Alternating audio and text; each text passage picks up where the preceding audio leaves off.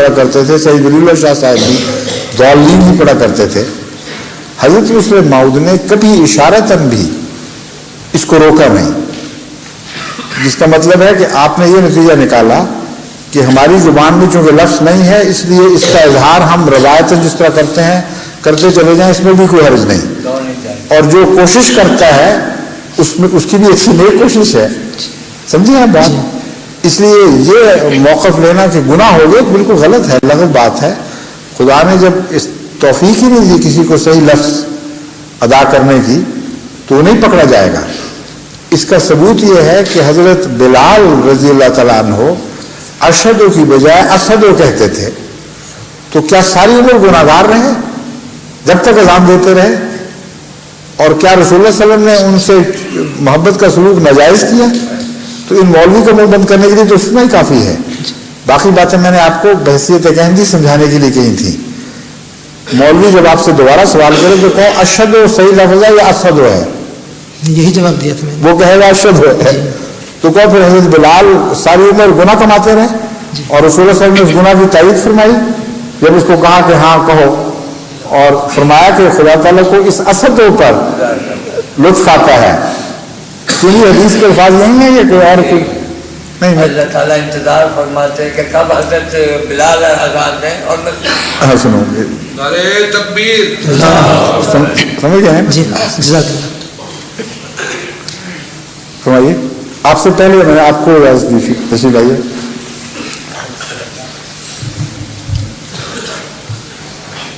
حضور مجھے صرف اتنا معلوم کرنا ہے جی کہ یہ جو قرآن کریم میں ذکر ہے کہ پاک ہو رب جس نے سیر کرائی مسجد اقصیٰ تک, کیا مسجد اقصیٰ تک لے گیا اپنے بندے کو, ٹھیک ہے. تو اس میں سبحان اللہ اسرا بعبدہ جی ٹھیک ہے, وہ رات کے رات مسجد اقصیٰ تک اپنے بندے کو لے گیا. تو اس سے کیا قادیان مراد نہیں ہے یا قادیان کی مسجد اقصیٰ مراد نہیں ہے؟ اقصیٰ سے نہ قادیان کی مسجد مراد ہے نہ کوئی اور مسجد اس دنیا پر مراد ہے. اس کا ثبوت یہ ہے کہ مسجد اقصیٰ جس کو جو آج مسلمانوں میں معروف ہے وہ تو بنی نہیں تھی اس وقت. وہاں تو ہیکل سلیمانی ہوا کرتا تھا, اس کے کھنڈر تھے اور اس پر گند پڑا ہوا تھا سارا, اور شہر کا فضلہ اور گند وہاں پھینکا جاتا تھا, ڈمپ ہاؤس تھا. تو نعوذ باللہ اس غلیظ جگہ پہ رسول اللہ صلی اللہ علیہ وسلم کو خدا لے کے گیا تھا جہاں مسجد اقصیٰ بنی نہیں ہوئی تھی بلکہ گندگی کا ڈھیر تھا. اس لیے جسمانی طور پر ظاہری طور پر مسجد اقصیٰ کا معنی کرنا بالکل غلط اور قرآنی واضح نص کے خلاف ہے. مسجد اقصیٰ تو غالباً مالک نے مروان بن مالک یا مالک کے زمانے میں, وہ مروان تھا جس کے زمانے میں یہ بنائی گئی ہے. حضرت عمر نے جب قبضہ کیا ہے فلسطین پر تو اس جگہ کو صفا کروایا, یہ آج تاریخ میں گواہی موجود ہے.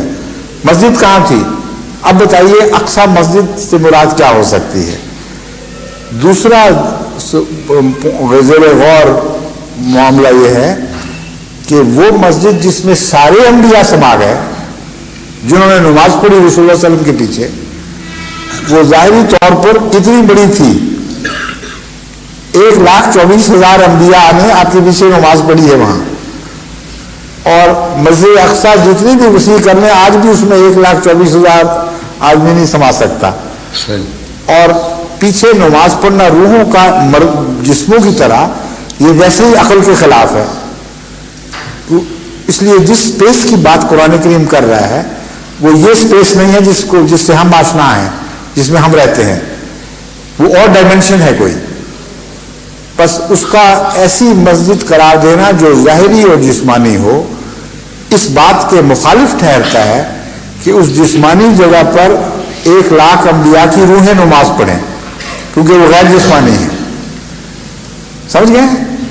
اس لیے اقصیٰ کا لفظ خود بتا رہا ہے کہ دور کی مسجد جہاں انسانی تصور پہنچ نہیں سکتا, ایسی عبادت گاہ ہے کوئی جو انسانی تصور کی پہنچ سے بالا اور بہت دور ہے, وہ ہے مسجد اقصیٰ. اس لیے اس متبرک نام کی پیروی میں وہاں اقصیٰ بن جائے یا قادیان میں بن جائے نہ وہ اصل مسجد اقصیٰ نہ یہ اصل مسجد اقصیٰ، بلکہ تبرک کے طور پر یہ نام رکھے گئے ہیں. سمجھ گئے؟ فرمائیے اب آپ کی باری. السلام علیکم. وعلیکم السلام ورحمۃ اللہ. حضور عرض ہے کہ جیسے کہ ایک آدمی آپ ذرا قریب آ جائیے مائکرو فون کے. سراج الحق انور، کشمیر، اوگام کشمیر. حضور عرض ہے کہ جیسے کہ ایک شخص وفات پا گئے تو کچھ افراد اس کے جو کہ اس کے مطلب عزیز رفیق تھے اس کی میت لے کر قبرستان کی طرف جا رہے ہیں، لیکن وہ سبھی نمازی جنازہ کیا ہے اس سے بے خبر ہیں اور قبر وغیرہ جو اسلامی شرائط ہیں وہ ان سے پوری طرح واقف نہیں ہے. اب وہ جس کی میت لے رہے ہیں وہ حضرت مسیح موعود مہدی موعود علیہ الصلوۃ والسلام کے منکر ہیں اور وہ ہم سے ملتے ہیں بھائی اس کا جنازہ آپ پڑھائیں. اس صورت میں ہم کیا کر سکتے ہیں؟ آپ جانتے ہیں کہ جس کی میت ہے وہ مسیح موعود علیہ السلام کا منکر ہے. جی ہے؟ ہاں. اس کے پیچھے آپ اس کی نماز آپ نہیں پڑھائیں گے؟ ہاں مطلب ہمارا بھی واضح بات ہے. اس میں پوچھنے والی بات کیا ہے؟ میں اس لیے یہ پوچھ رہا ہوں کہ وہ بھی ابھی مطلب انجان ہیں، ان کو پتہ ہی نہیں ہے، لیکن وہ تو منکر ہیں. جب وہ ہم سے یہ کہہ رہے ہیں کہ آپ پڑھائیں تو ہم اس وقت پڑھا لیں یا نہ پڑھائیں؟ کیونکہ جب ایک طرف میت منکر ہے یا درخواست کرنے والے منکر ہیں؟ وہ درخواست کرنے والے بھی وہی ہیں کیونکہ وہ بے خبر بھی ہیں اور وہ جو بے خبر ہوں جو بھی ہوں، جو خدا تعالیٰ کے مقرر کردہ امام کو تسلیم نہیں کرتا اس کی نماز جنازہ آپ پر نہ فرض ہے نہ جائز ہے.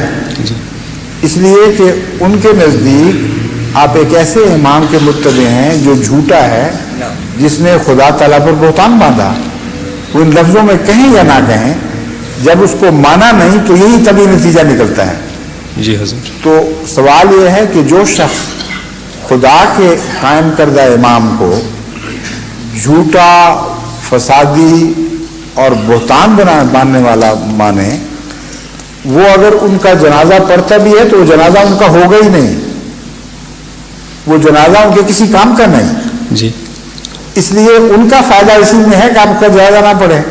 صرف آپ کا مسئلہ نہیں ہے. ایک ایسا شخص جن کے جو ان کے نزدیک ایک ملحد، ایک کافر، ایک بے دین، ایک مفتری کا مرید ہے، اس کو وہ درخواست کرتے ہیں کہ تم ہمارے مسلمان بھائی کا جنازہ پڑھ دو. جہالت کی حد ہے. آپ ان کو سمجھائیں کہ بھئی میں ان کا ماننے والا ہوں جن کو تم ملحد کہتے ہو، تو میری نماز جنازہ کس طرح جائز ہو جائے گی تمہارے لیے؟ سمجھے ہیں؟ جی جی حضور. یہی سمجھانا چاہیے. اور ایک سوال یہ ہے کہ میرے والد صاحب جو ہیں وہ درویش ہیں، وہ اکثر اس کے پاس بہت سے لوگ ایسے آتے ہیں جن کے دانتوں میں درد ہوتا ہے. ٹھیک ہے. وہ کچھ کاغذ پر لکھتے ہیں تو تعویذ، وہ کچھ لفظ عربی میں لکھتے ہیں، اس پر کیل ٹھونکتے ہیں. یا ویسے بھی جب کبھی کسی ماں بہن کو بچہ ہوتا ہے پیدا ہونے والا، کیونکہ ہم گاؤں میں رہتے ہیں، میں آپ کی بات سمجھ گیا ہوں ساری، تو وہ کبھی کوئی بھی اس کے پاس مجھے حضور اسلام کے زمانے میں بھی یہ واقعہ ہو چکا ہے. پیر صاحب یہ کام کیا کرتے تھے، پیر سراج الحق صاحب غالباً، اور انہوں نے ہندوستان کی مجلس میں اس بات کا ذکر بھی کیا تھا. حضرت مسیح علیہ السلام مسکرائے، آپ نے ان کو کہا ٹھیک ہے تم کر کے دیکھو، کیل ٹھوکنے سے اگر